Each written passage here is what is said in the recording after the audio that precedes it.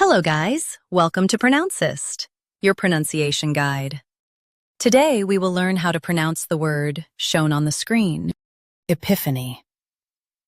First, let's hear its American pronunciation. Epiphany.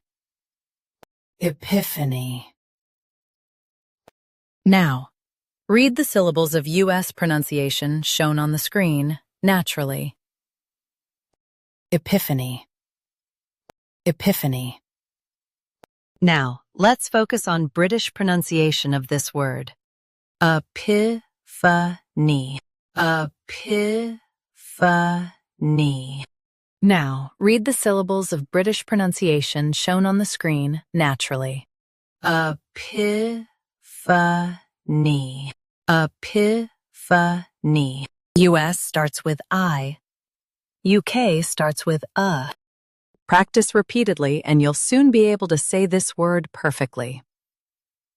The best way to practice is to repeat the syllable multiple times.